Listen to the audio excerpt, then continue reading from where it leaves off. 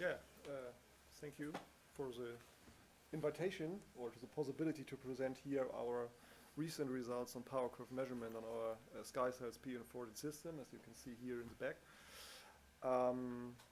Yeah, I'm proud to present the first external validated power curve for our system. So I guess it's a giant milestone within our development of our product, since it shows that the idea that reached up years before can become or can get a product in a short term. So maybe go to the next slide. And we heard it in the morning, there are much more experience within the conventional wind energy community, and we have to look where we can develop new standards or so on. But there are also a lot of standards that we can use already for our systems. And for example, when we want to measure power curve, there is already given a standards by the IEC 6140012.1, which is used for conventional wind turbines. And we looked into the standards and look where we can lean on the standard to use it for airborne wind systems. And we did this measurement together with Windtest Revenbroich, which is a DAX accredited company, which means they are a test company, or they are a company that measures power curves for conventional wind turbines on a certified way. And together with those guys, we developed the following ideas to do it on our wind urban system. We had these few boundaries or targets in the measurement campaign. We looked on the wind range. We say we want to measure the system within 5.5 to 50 meters per second, which is compliance to the standard for small wind turbines. We're binning the wind into wind bins of 0.5 minutes, which is also given the standards. We say in each bin there must at least 10 minutes to say that this bin is valid. And the number of insufficient filled bins should be lower or equal than 1. And for all these stuff we are compliant. The two parts where we are not compliant at the moment is the first, the averaging. So in the standard it's defined to have a fixed time period for averaging of 1 minute.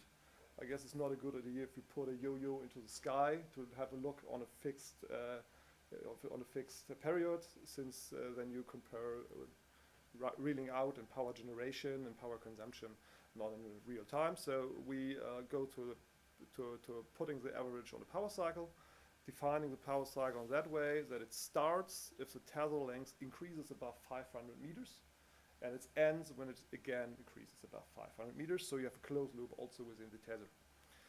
And the second partially compliant part within these targets is that we look only on 30 hours of total measurement time and not on 60 like it is defined within the standard. However, as we can see later, the curve as well is quite smooth, so it seems to be enough for the current moment. During the measurement campaign, we use 3 different flying systems, which not means that they are different in design. So we have just 3 different kites used. They are all based on the same design, so there's also a good statistic within these our production processes. All cycles that were counted were flown by autopilot, so fully automatic operation. And in total, during this measurement campaign, we produce approximately 2 megawatt hours of power.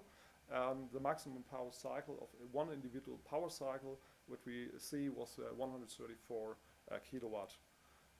So it's quite a lot of energy for us. Beside of all these boundaries I showed before, there are 2 most important measurement things. The first is the power. And for the power measurement, we was fully compliant to the standard. We measured the power at our grid feed-in point, so behind all the grid connection and power buffering and stuff. We use measurement shunts with accuracy class 0.5 as defined by the standard. They were installed by Deutsche Windguard and validated by Windtest Revenbroich. Both are DAX accredited companies. And the data of these measurement shunts will be stored within a camper logger. This is this box on the right side. It's a tamper-proof logging with a direct access from the checking authorities. So Windtest could go directly through this Campbell logger and collect the data without any possibility for us to manipulate the data. And then they were able to individually evaluate the measurement data without any access from SkySails. The second important measurement value is a wind. For the wind measurement, we took a Leosphere wind cube, a LiDAR, which also approved for measurements of power curves for conventional wind turbines. What we not did is an in situ calibration or validation with anemometers and a met mast. If you look into standard, you have to put a more than 100-meter high met mast close to your system, and this is also not a good idea if you want to fly there around with a tether. Yeah, so that's the reason why we next this point at the moment. We normalize all wind data to the standard atmosphere, standard wind air density. We installed the wind cube as close as possible by defining the definition of the standard. So in the standard, you find the need to install the wind measurement device 4 times the rotor diameter close to the system. We installed 20 meters to the ground station and approximately 700 meters close to the farthest point of the kite. And this would correspond to a conventional wind turbine with 180 meter in rotor diameter. It means that we can believe those data will be generated by the wind cube since they seems to be in the same range as expected by the standard.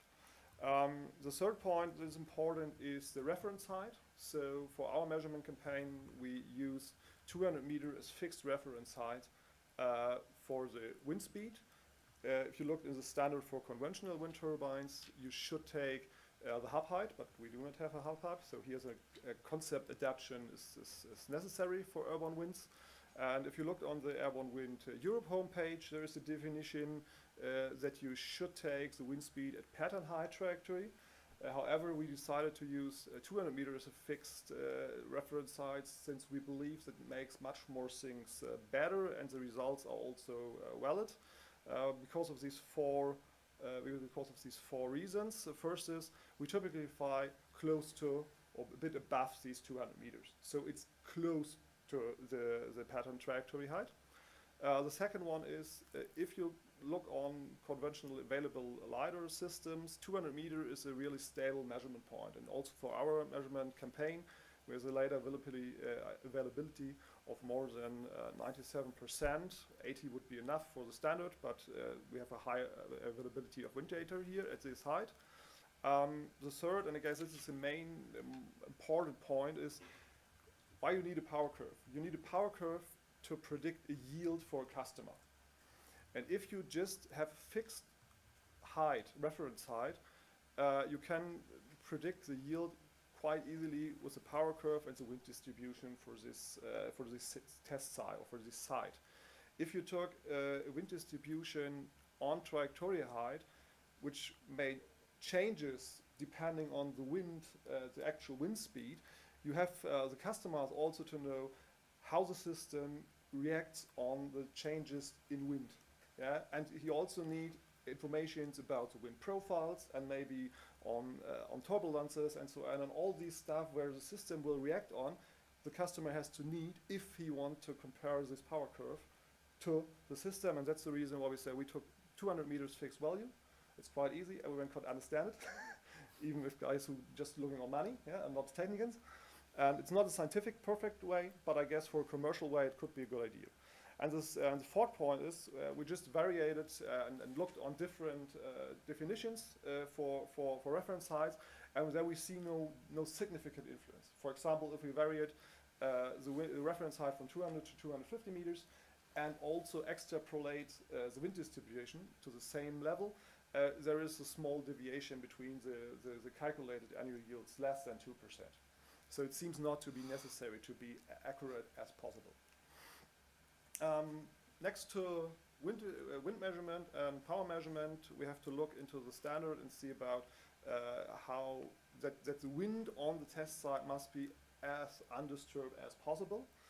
And for this, our test site in Klicksbühl in north of Germany is quite perfect. As you see in the picture in the insert, it's a quite flat area around, so there's no much dispersion. I guess there is 12 kilometers away, there is a mountain of 40 meters height or something like this. So it's quite flat area. The only obstacles that we have are these 3 or 4 wind farms around. And as you see in these rows in the middle, the red areas are those which will be affected by the wind farms, and the blue ones are those wind directions that will be used for our measurement campaign. So most of the measurement data are not affected by wind farms or other obstacles. The last point that we could take from the standard are the uncertainties. The first is the statistical uncertainties, so the standard deviation of data. I guess it's clear to look on this, but there are also the systematic, a lot of systematic uncertainties within to look on. And when we starting to go deeper inside to the details, we see most of them we can also adapt to airborne systems. We have only 2 points where we are not just partially compliant. The first is the in situ validation. I've already said we do not do this, and the other one is method uncertainties that comes from wind shear, wind fear, or upthrow on the system. So there is a big, big part within this standard dealing with these uncertainties. And however, here we have at the moment no adaptation to our system, but it will be an interesting research part, I guess, for the next years to find here adaptation for urban systems. And here now, and this is the most important thing, I guess, are the results. So our power curve measured by wind test Grevenbroich on our PN-14 system in Klicksbühl. You can also find it within the book of extract, so there's also inside. You see that we have here measurements starting at least 6 meters per second. We start to generate energy. We have more or less a quite smooth curve that saturates against rated power of 120 kilowatts. With just one point here within the middle, where we have a small dip within the smooth curve. This is correlated directly to that area where we have lower statistics. So as you see in the right picture, this is the time within each bin, and you see that around 10-11 meters the time decreases since the period was fixed to a dedicated time. But in all bins we have much more than 10 meters, in some more than 3 hours of data at these measurement or at these wind speeds. Even if this is a great milestone for us that we have measured this curve, we are much more happy on the research part since we have predicted this. Yeah, more or less in the same way. We had a breakthrough more or less a year before in our simulation and optimization capabilities, where we developed a 3-dimensional optimization, or we solved a 3-dimensional optimization problem for trajectory planning, which gives us also results for power curve measurements. We solved this with a Cascade solver. And it gives us a possibility to optimize the flight as well as to predict what further generations of kites and system could realize. And you see it here, it's the green line. It really nearly perfectly fits our data. Only at the upper end we a bit overshoot the predictions. What is related there, that since we have a small deviation between what we allowed the system during measurement campaign and what we allowed it in optimization. So if we would allow this also in optimization, it will also fit. And if you are interested in our optimization possibilities or our models there will be a talk from Benjamin Karg, my colleague Benjamin Karg in Stockholm at the ECC. Lorenzo's organizing the session for Airborne Wind, and he will also tell a little bit more about these optimization capabilities at SkySails.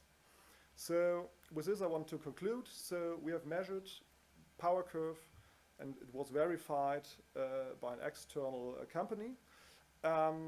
We were as close as possible to the IEC 6140012-1 standard. We had a high accuracy power measurement. We used 200 meters as reference height for the wind speed measurement. We have a not complex terrain on our test site. We have sufficient database to assume a smooth and proper power curve. we have adapted uncertainties where it was possible.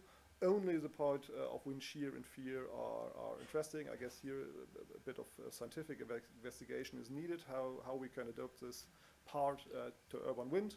The results are good and in a good agreement with our predictions from our optimization, and our next steps at SkySails is bring this Skyrider technology that we used on the kite side into service operation, and then also parallel increase the rated power in the first step to 150 kilowatts. And yeah, with this, thank you for your attention. Special thanks to Yutang Wang and Marvin Sotomayor from Wintest to give us all the experience within measuring power curves.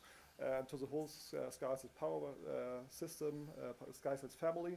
Here only a few guys are shown. In total, we're a company with 100 employees, and we are still hiring. So thank you for your attention.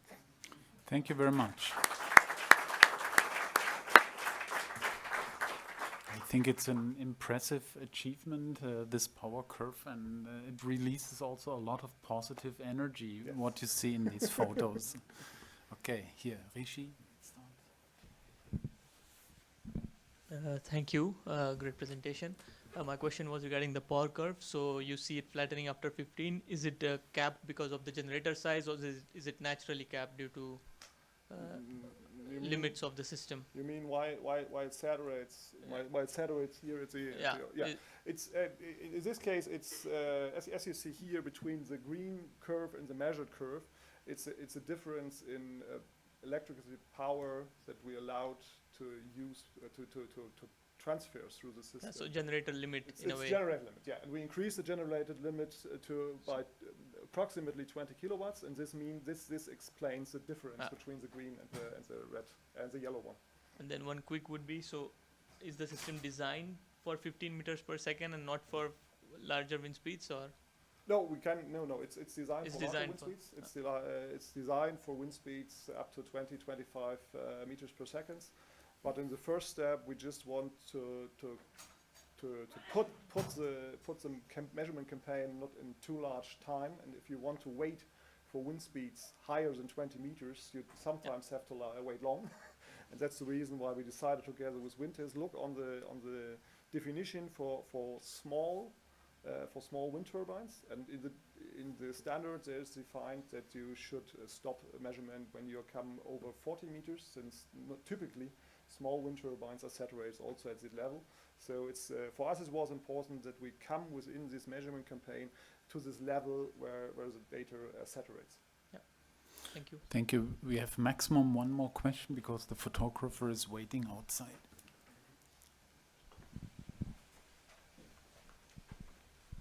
Yes, excellent presentation. Just one quick question. What's the total system mass? What's the total system? Oh, I haven't in mind. Sorry for that. It's not that much. That's important. I think this is quite big if we get a total system mass. But thank you.